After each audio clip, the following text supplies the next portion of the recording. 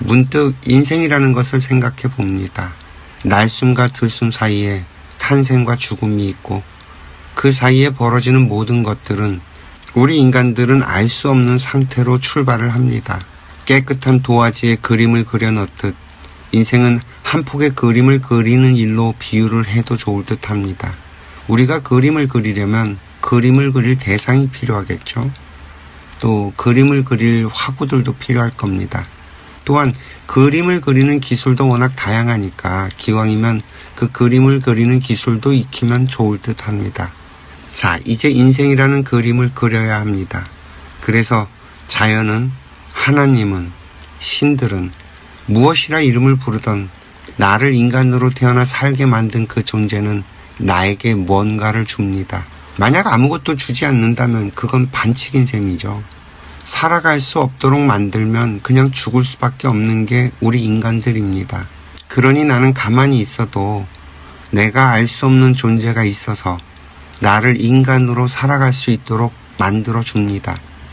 이것이 인생이라는 것에 있어서 하나의 대전제인 것입니다. 나에게 주는 것을 남들과 비교할 수 없는 건 나에게 주어진 것은 내 인생을 살아가는 데 필요한 것들이고 저 사람에게 주어진 건 저 사람의 인생을 살아가는 데 필요한 것들이기 때문에 내 것을 저 사람에게 준다고 해도 저 사람이 제대로 쓸 수가 없고요. 저 사람의 것을 내가 갖는다고 해도 나는 그것을 제대로 쓸 수가 없습니다. 그래서 비교의 대상이 될 수 없다는 말입니다. 마찬가지 원리로 내가 아는 것을 저 사람이 알 필요가 없고 저 사람이 아는 것을 내가 굳이 알 필요가 없습니다. 그래서 우리들은 얼굴도 전부 다 다르게 만들어서 그리고 전부 다른 환경에 태어나서 살아가게 만들어 두었습니다. 부자로 살아갈 사람은 부자로 살아갈 수 있는 것들을 배우게 되어 있고요. 똑똑한 사람은 많은 지식을 쌓을 수 있게 만들어 줍니다. 단지 그 방법과 환경이 전부 다른 것뿐이죠. 이처럼 저마다 주어진 환경에서 자신에게 주어지는 것들을 잘 받아먹기만 한다면 내 인생을 사는 데는 전혀 부족함이 생기질 않게 이 우주는 세팅되어 있다는 말입니다. 예민하고 까탈스러운 사람은 그 예민함과 까탈스러움 때문에 벌어지는 환경이 있습니다. 남들보다 예민하고 까탈스러워서 남들이 보지 못하고 느끼지 못하는 많은 정보들을 느끼고 알게 되겠죠. 이 신경질적인 재능은 내가 살아가는 데 필요한 도구입니다. 그것으로 인해서 나는 다른 사람들이 얻지 못하는 많은 것들을 얻을 수 있고요. 이것을 잘 활용하면 나는 내 인생을 살아가는데 아쉽고 부족한 것이 없게 됩니다. 반대로 둔한 성격은 둔한 만큼 얻게 되는 무언가가 있습니다. 남들보다 좀 뒤처질 것 같지만 대신 반면에 쉽게 지치지 않고 걸어가는 힘도 있죠. 이 에너지를 잘 활용하면 다른 사람들이 할 수 없는 많은 것들을 할 수 있어질 겁니다. 그 덕분에 나는 내 인생을 살아가는데 전혀 아쉬움이 없게 됩니다. 부자로 살 사람은요, 돈을 벌어들일 수 있는 재주로 많은 돈을 벌어들일 수 있을 겁니다. 또 그 덕분에 수많은 사람들을 만나고 정신없이 바쁘게 살아가겠죠. 그러다 보니 아무리 돈이 많아도 돈을 쓸 시간도 여력도 없습니다. 이 쌓아두기만 한 돈을 어찌 써야 하는지 몰라서 답답해합니다. 반면 머리가 좋고 똑똑한 사람은 돈을 버는 재주가 없습니다. 다만 돈을 쓰는 재주는 탁월하죠. 돈을 날려먹는 재주가 있다고 할 정도입니다. 만약 돈을 가치 있는 일에 쓰는 방법을 찾아낸다면 어쩌면 부자들이 와서 내 돈 좀 써달라고 찾아올지도 모릅니다. 부자들은 돈이 돈값을 하는 일이라면 쌍수를 들어서 환영을 합니다. 왜? 돈은 잘 쓰면 더 큰 돈을 불러온다는 사실을 부자들은 이미 깨닫고 있기 때문입니다. 여기에서 우리는 한 가지 새로운 사실을 알 수 있습니다. 각자 자기의 인생을 살아가면서 자기 인생의 그림을 그리고 있는데 내 그림과 저 사람의 그림이 합쳐지고 겹쳐진다는 거죠. 이처럼 동시대를 살아가고 있는 우리들은 하나의 화폭에 그림을 그리고 있었던 겁니다. 내가 그리는 그림과 저 사람이 그리는 그림이 연결되지 않으면 우리가 그리는 그림은 정말 개판이 됩니다. 그래서 전지전능한 존재는 각자의 인생이 전체의 그림 속에 녹아들어갈 수 있도록 인연을 맺어줍니다. 일단 주변부터 연결시키라고 말이죠. 성인이 되기 전까지는 그림을 그리는 기술도 가르쳐주고 그림을 그릴 도구를 구하기도 만들어주고 또 어떤 그림을 그릴 건지 대상을 찾는 시간도 충분하게 줍니다. 우리가 직업을 찾는다는 일은 내 인생의 그림을 그릴 대상을 찾아가는 일입니다. 자연은 우리에게 무엇을 그릴까 하고 충분히 생각할 시간을 줍니다. 이런 뒷바라지를 전지전능한 존재는 물심양면으로 돕고 있다는 말입니다. 그런데 말이죠. 우리는 내가 그려야 하는 그림은 어떤 그림인지 우리는 잘 알지 못하고 있다는 거죠. 그려야 할 대상이 어떤 모습인지도 알지 못합니다. 모르면서 붓을 들고 열심히 붓질을 합니다. 이건 마치 캄캄한 어둠 속에서 길을 걷는 것과 같습니다. 칠흑 같은 어둠 속에선 한 발을 떼서 걷기가 참 쉽지 않습니다. 어디로 향해 가야 할지도 모르겠고요. 그런 어둠 속에서 불빛이 보이면 사람은 자신도 모르게 그곳을 향하게 되어 있습니다. 빛을 향해 걷는 것이 인간입니다. 그 빛이란 것이 어릴 적에는 부모가 되기도 하고요. 또 누군가 나를 보살펴주는 어떤 어른이 되기도 하겠죠. 학교에 다니기 시작하면 선생님이 빛이 됩니다. 그러다가 어느 날 친구들이 빛이 되는 날도 오죠. 그러나 사실 진짜 빛은 이 사람들을 통해서 나에게 들어오고 있는 정보와 지식입니다. 사람을 통해 나에게 들어오는 말인 거죠. 이 작고 사소해 보이는 정보와 지식들은 쌓이고 쌓이면서 빛을 발하기 시작합니다. 서서히 어둠이 걷히고 주변의 사물들이 보이기 시작을 합니다. 그런데 참 이 인생이란 게 묘합니다. 이처럼 한때 나에게 빛이 되어줬던 이 지식 정보들의 빛들이 어느 순간 안개가 되어서 사방을 뒤덮게 됩니다. 내가 지닌 지식 정보들에만 의존을 하게 되면요. 안개는 점점 더 짙어집니다. 안개는 어둠 속에서는 더욱 사물을 분별하기 어렵게 만들지만 그래도 빛이 조금 있을 때는 조금 덜 답답하기는 합니다. 그러나 여전히 오리무중인 건 마찬가지죠. 이 안개를 걷어내려면 바람이 불어주는 길밖에 없습니다. 나에게 익숙한 것들, 내가 아는 것들로는 안개를 걷어낼 바람이 되어주질 못합니다. 그동안 나에게 익숙하지 않은 것들, 내가 그동안 받아들이지 못하고 쳐낸 것들, 즉 변방의 북소리만이 이 안개를 걷어낼 수 있습니다. 그래서 우리는 인생을 살면서 가끔씩 새로운 바람이 분다는 소리를 듣게 됩니다. 만약 이럴 때에도 우리가 새로운 바람을 받아들이지 않게 되면 지각 변동이 일어나고 큰 난리가 벌어지고 합니다. 아주 옛날에는 나라가 뒤집어지고 새로운 왕조들이 들어서고 했었죠. 그러나 21세기엔 어떤 일이 벌어질지 아무도 모릅니다.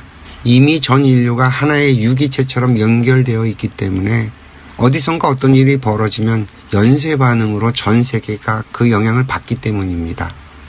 우리가 태어나면 가장 먼저 주는 인연이 부모죠. 부모가 없이 태어날 수 있는 인간은 없습니다. 박혁거세도 아니고 우리가.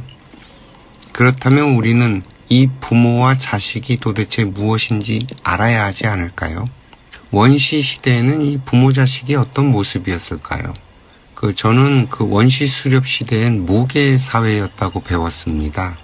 군집 생활을 하지만 남자는 늘 수렵 생활로 위험에 처해 있기 때문에 언제 죽을지 몰라서 엄마를 중심으로 생활을 했다는 주장이었죠. 일리가 있습니다. 일본도 모계 중심의 사회였다고 하니까요. 인간의 지식이 발전하면서 부모 운중경 같은 이야기도 만들어집니다. 또 맹모 삼천지교라는 이야기도 있고 말이죠. 또 우리나라를 동방예의지국이라고 불렀다고 합니다. 효자비니 연려비니 하는 이야기도 있고요. 그리고 한국전쟁 중에 만들어진 수많은 고아들은 덜어는 고아원에서 자라고 덜어는 해외로 입양이 되어 이 나라를 떠났습니다. 그럼에도 불구하고 80년대까지만 해도 우리나라는 가족 중심의 사회라고 했습니다. 서구 사회는 개인주의라고 했고요. 이 가족 중심의 사회가 왜 어떻게 만들어졌는지는 모르지만 어쨌든 한때 우리나라를 지배했던 부모 자식에 대한 생각은 꽤나 뿌리 깊은 전통이라고 했습니다. 또 그 바탕은 유교에 있다고 했죠. 그러나 이 모든 이야기들은 그저 이야기일 뿐입니다. 우리 귀에 들어온 정보이고 지식인 셈이죠. 이런 이야기들 외에도 수없이 많은 인간들의 삶이 있습니다. 그 유명한 스티브 잡스는 태어나자마자 입양이 되어서 성장을 했지만 전 세계에서 가장 유명한 사람이 됐죠. 그는 한 대학의 졸업 축사에서 자신의 생물을 biological mother, 즉 생물학적 어머니란 표현을 씁니다. 지금도 이 지구상에는 부모 없이 자라나는 수없이 많은 아이들이 있습니다. 아이는 부모 슬하에서 자라야 한다는 전제 조건이 꼭이 아니라는 말입니다. 우리들의 전통 속에 또 재미난 얘기 하나가 있습니다. 아이와 부모가 합이 맞지 않으면 절에다 아이를 팔았다는 이야기 들어보신 적 있나요? 이런 사연을 가진 집들이 이 나라 방방곡곡 뒤져보면 꽤나 나올 겁니다. 불교에서는 또 이런 이야기들이 전해 내려옵니다. 이번 생에 부모와 자식의 인연으로 온 경우 전생을 뒤져보면 부모 측에서 아이에게 엄청난 빚을 진 경우가 많다고 합니다. 갚아야 할 빚이 너무 많은 경우엔 자식을 낳아서 그 빚을 갚는다고 합니다. 자, 이제 지금까지 열거했던 부모 자식과 관련된 이 이야기들을 쫙 바닥에 펼쳐놓고 종합적으로 한번 들여다봅시다. 부모는 나를 낳아준 존재입니다. 또 전생의 빚을 갚기 위해서 나를 낳았다고도 합니다. 이 말은 빚이 적은 부모는 자식을 꼭 맡아서 길러야 할 필요가 없다는 말도 됩니다. 서로 맞지 않으면 절에 팔기도 했다고 하니 상황이 좋지 않으면 어디에 입양을 보낼 수도 있다는 말이고요. 이상한가요? 제 말이 좀 상식적이지 않다고 느껴지십니까? 거부감이 들 수도 있겠네요. 그만큼 우리들은 우리들에게 주어진 정보를 편협하게 받아들이고 있다는 반증도 될 겁니다. 저는 이렇게 저에게 주어진 정보들을 가지고 이렇게 저렇게 조합을 해보기만 했을 뿐인데 말이죠. 원시 모계 사회를 떠올려 보면 인간은 주어진 환경에 맞춰서 자식을 낳고 기르는 것이라는 생각을 해볼 수 있습니다. 꼭 부모가 자식을 낳아서 기르고 성장시켜 이 세상을 살아갈 수 있도록 돌봐야 한다는 건 아니라는 말입니다.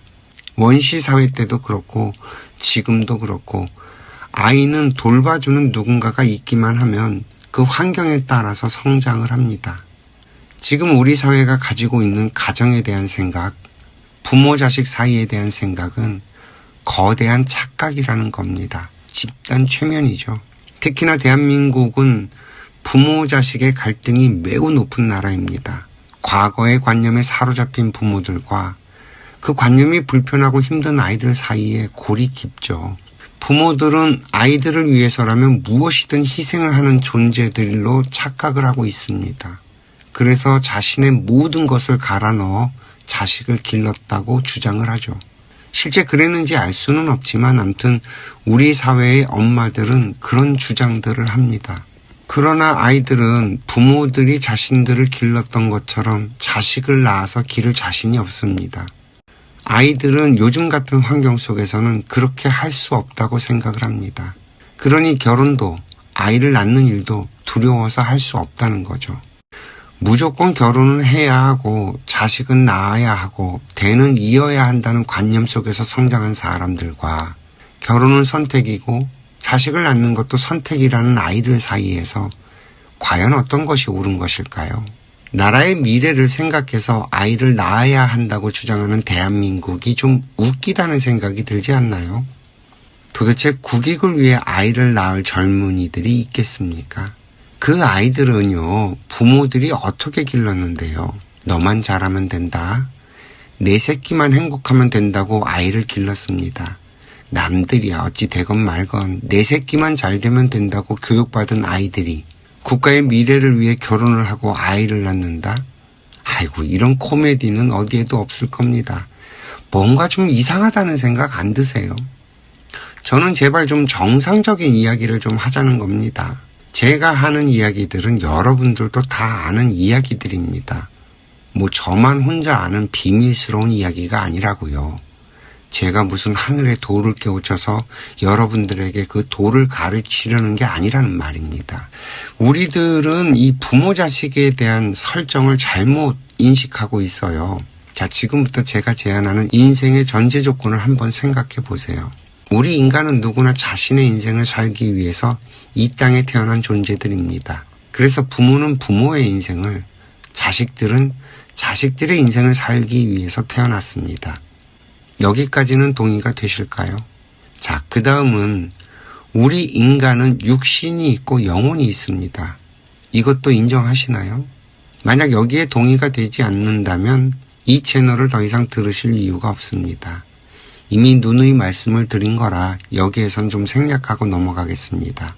인간의 육신은 부모가 만들어 줍니다만 이 영혼은 원래부터 존재했던 것이기 때문에 부모의 영역이 아닙니다. 오히려 우주운행의 법칙에 따르면 부모는 전생에 진 빚을 갚아야 하기에 자식이라는 인연을 받습니다. 각자 자신이 진 빚의 무게에 따라서 자식에 대한 애정이 깊기도 하고 드라이하기도 합니다. 그래서 혈연의 인연은 빚쟁이 도표라고 보시면 거의 맞을 겁니다. 이 족보에서 가까우면 그만큼 빚이 많은 것이고 이 족보에서 거리가 멀면 그만큼 빚이 적다는 말입니다. 여기까지도 이해가 되셨을까요? 그런데 우리의 빚은 항상 쌍방향이지 일방적이지 않습니다. 그래서 부모 측에서 먼저 갚고 아이들이 성장해서 되갚는 방식으로 작동을 합니다. 다만 여기서 우리들이 주의해야 할 것이 있습니다. 빚을 갚는다는 것의 의미입니다. 부모는 부모의 인생을 살기 위해서 태어났기 때문에 자식에게 투자하는 것이 에너지가 자신의 30%를 넘으면 안 된다는 겁니다. 아니 그럼 30%라는 건 또 어떻게 분별을 하느냐. 아이의 인생을 내가 끌고 가는 것이 아니라 아이가 자신의 인생을 살아갈 수 있도록 보호하고 뒷바라지를 해주는 것입니다. 딱 거기까지입니다. 더군다나 21세기에서는 부모는 자식을 가르칠 수가 없어요. 아이는 아이의 인생을 살아야 하기 때문에 이 사회로부터 교육을 받게 되어 있습니다. 그래서 학교라는 시스템이 만들어져 있는 것이고요. 아이는 사회 속에서 살아야 하기 때문에 이 사회로부터 교육을 받습니다. 만약 어느 날 아이가 부모의 말을 듣지 않기 시작을 했다면 그건 이미 사회로부터 받은 교육이 작동하기 시작했다는 겁니다. 만약 부모가 아이에게 뭔가 가르침을 주고 뭔가 도움을 주고 싶다면 부모는 자신의 인생을 열심히 살면 됩니다. 아이는 그러한 부모의 모습을 보고 저절로 교육이 될 겁니다. 자신의 인생은 개판으로 살면서 아이가 잘 되길 바란다는 건 이 뭔 말인지 아시겠죠? 부모가 아이의 인생을 참견하면 참견한 만큼 아이는 비뚤어지고 점점 멀어지게 됩니다. 부모가 아이가 스스로 자신의 인생을 살아가도록 보살피고 지켜봐 준다면 아이는 스스로 알아서 잘 자라줄 것입니다. 아이를 믿으세요. 이 자연에서 바라보는 부모 자식의 관계는 사실상 우리들이 그동안 관념적으로 갖고 있던 생각들과 많이 다릅니다.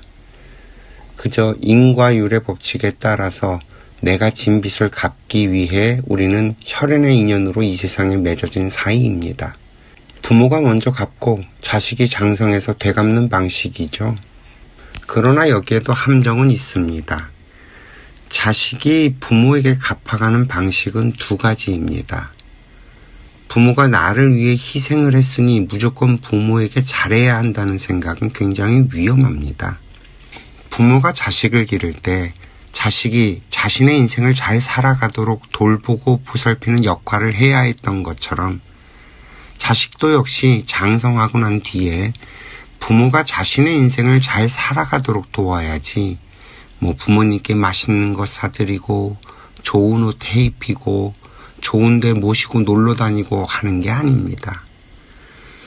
지금 이 사회를 보자면 부모님 세대들 가운데 스마트폰이나 AI 같은 기계들을 사용하는 데 매우 서툴죠. 그만큼 새로운 것을 받아들이는 일을 게을리한 탓이기는 하겠지만 이게 한번 타이밍을 놓치면 그것을 쫓아가기가 어려운 것도 사실입니다. 왜 우리가 학교를 다닐 때 한번 진도를 놓치면 그게 계속 누적되고 쌓여서 결국 그 과목을 완전히 망쳐버리는 경험들 다들 있으실 거 아니에요. 어른들도 똑같습니다. 그분들이 살아오면서 놓쳤던 것들이 분명히 있을 거고요. 자식들은 부모님들에게 그런 것들을 좀 가르쳐 드리는 거죠. 키오스크 사용법을 알려드린다거나 스마트폰 앱 사용 방법을 알려드리거나 하는 건 말이죠. 그리고 그런 것들을 사용하는 것이 얼마나 편하고 좋은지도 경험하게 돕는 겁니다. 이 편하고 좋은 세상을 재밌게 살 수 있도록 말이죠. 이렇게 갚는 방법이 하나 있다면 또 하나 부모님께 갚는 다른 방법이 있습니다. 사실은 이게 더 중요하죠. 바로 효도를 하는 겁니다. 이 부모님들이 자식들에게 바라는 건 뭐가 있을까요? 저는 딱 한 가지라고 생각을 합니다. 바로 자식이 행복하게 잘 사는 것이죠. 그래서 내가 행복해져야만 부모님이 행복해집니다. 이건 두 가지 방법이 없습니다. 그렇다면 내가 행복해지는 길은 무엇일까요? 이미 한번 설명을 드렸습니다만 내가 내 인생을 바르게 살면서 이 사회의 일원으로서 내 역할을 하는 것입니다. 설명이 좀 모호한가요? 그럼 이 시대의 효도법을 좀 직설적으로 설명을 해보겠습니다. 우리는 지구인입니다. 지구인으로 살아야 합니다. 이것이 가장 기본입니다. 이미 누누이 설명을 드렸지만 이 지구별은 이미 하나의 유기체로 작동을 하고 있습니다.